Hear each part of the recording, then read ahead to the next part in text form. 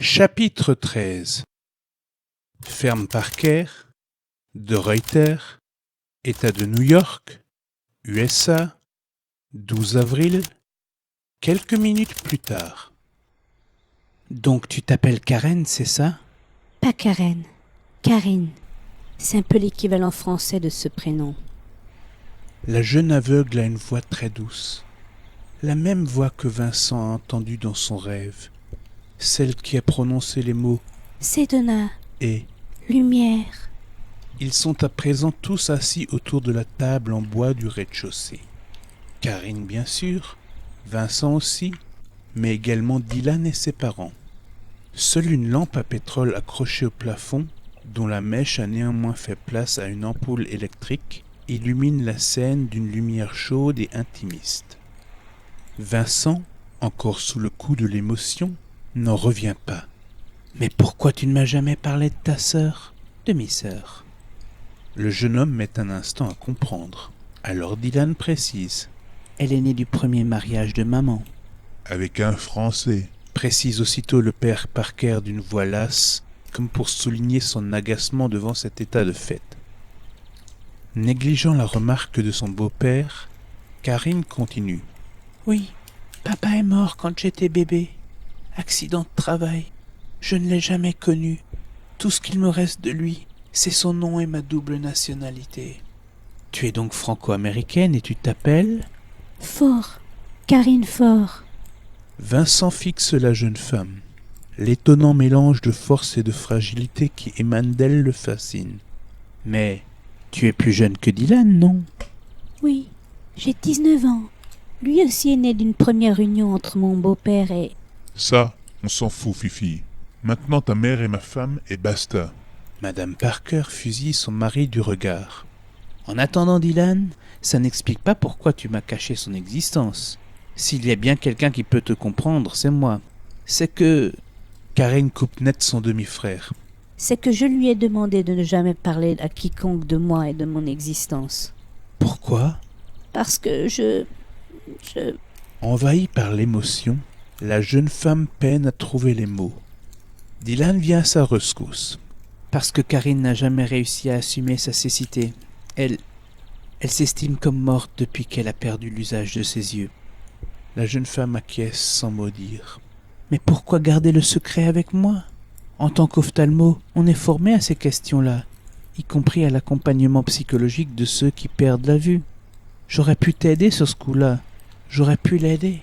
La jeune femme hoche négativement la tête. Non, Vincent, personne ne peut m'aider. Il faut avoir connu cette situation pour comprendre ce que je vis. Ne plus voir du jour au lendemain, devoir faire le deuil définitif de la lumière, c'est... Une larme se met à couler sur la joue de la jeune femme. Vincent lui place tendrement un mouchoir dans le creux de sa main. Merci. Vincent reste un instant sans rien dire, fixant la jeune femme, avant de reprendre. En effet, je n'ai jamais expérimenté ça dans ma chair, et j'espère ne jamais avoir à le faire. Mais le deuil, crois-moi, ça, je connais. Quand mes 2 parents sont morts à cause de ce crétin avec sa caisse pourrie, j'ai appris ce que signifie le mot deuil. Et puis il y a Jenny aussi, même si pour elle, je garde un infime espoir. Moi aussi, continue Vincent, j'oscillais entre déni et colère. Karine le coupe illico. Tu l'es encore, au vu des adjectifs que tu emploies à l'encontre de cet individu. Touchée.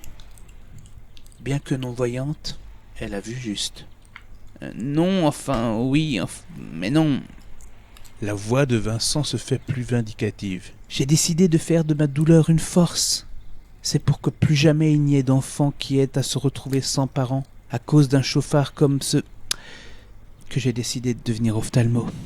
Pour qu'il n'y ait plus jamais de Vincent Skivington qui perde papa et maman à cause d'un mec qui prend le volant malgré sa cataracte non soignée, il faut que plus personne ne perde la vue à cause de cette sale maladie qui m'a pris mes parents. C'était ma douleur, c'est devenu mon moteur. Faire quelque chose de ma vie pour... Karine ferme un instant les yeux avant de répliquer. Je comprends. Moi aussi, j'avais trouvé ma voie dans la vie. Je voulais devenir photographe. Vincent ne sait quoi lui répondre. Photographe. J'ai encore gaffé. Vite, trouver une diversion. Mais au fait, comment... Comment je suis devenue aveugle? Vincent acquiesce. La jeune femme prend son temps, puis finit par se lancer. C'était il y a 3 ans. 3 ans plus tôt.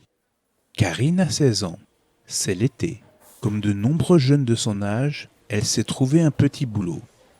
Rien de bien passionnant, juste de quoi se payer l'appareil photo de ses rêves. Elle a réussi à se faire engager comme caissière au Big M Supermarket. Un jour, dans l'après-midi, au début du mois d'août, un homme se présente à la caisse. Ce dernier n'est pas un client comme les autres. Alors qu'elle a les yeux rivés sur les différents produits que les clients passent sur son tapis roulant, soudain, en lieu et place des salades, boîtes de conserve et autres bouteilles, une arme entre dans son champ de vision. Une arme braquée sur elle. La caisse où je te bute. L'homme qui l'aborde ne lui est pas inconnu. C'est un junkie, un paumé, le raté du village.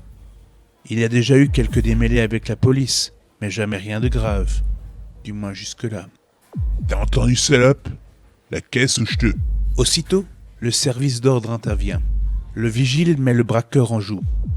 Le jeune brigand, pris de panique, aggrave son cas.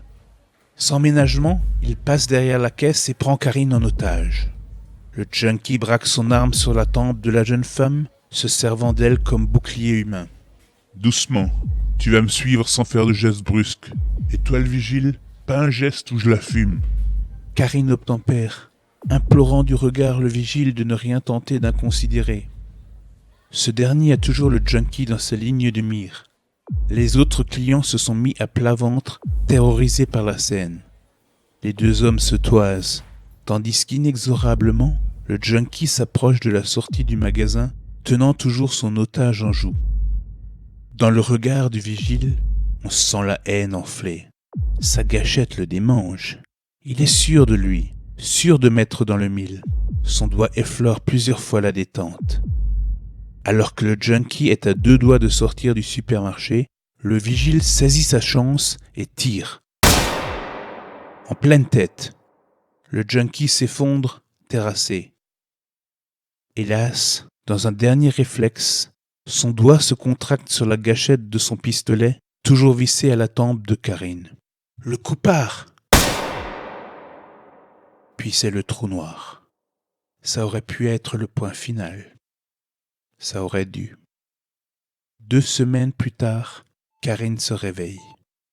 Elle est dans l'unité de soins intensifs de l'hôpital de Syracuse. Et il y fait bigrement sombre. Pourquoi personne n'allume la lumière? C'est là qu'on lui annonce la terrible nouvelle, balancée sans ménagement par une voix montant de derrière un rideau de ténèbres. Vous êtes vivante, certes, et votre pronostic vital n'est plus engagé. Mais la balle a tranché net vos nerfs optiques. Vous serez dorénavant non-voyante. Nouveau trou noir. Éternel.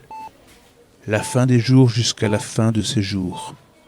La fin de ses rêves aussi. Et depuis ce jour, ma vie n'a plus de sens, sinon de trouver un moyen d'en finir. C'est sur cette terrible sentence que la jeune femme termine son récit, relevant sa chevelure pour dévoiler une cicatrice encore aisément visible. Tu vois? À nouveau, Vincent ne sait quoi dire, encore sous le choc du récit de la jeune femme. Néanmoins, quelque chose ne colle pas. Vincent le lui fait immédiatement remarquer. Tu dis que tu veux en finir. Mais avant, là-haut, tu as crié en sentant ma présence. Oui. C'est un geste de survie, un geste d'une personne qui veut protéger sa vie, qui veut continuer à vivre. Pas de réponse.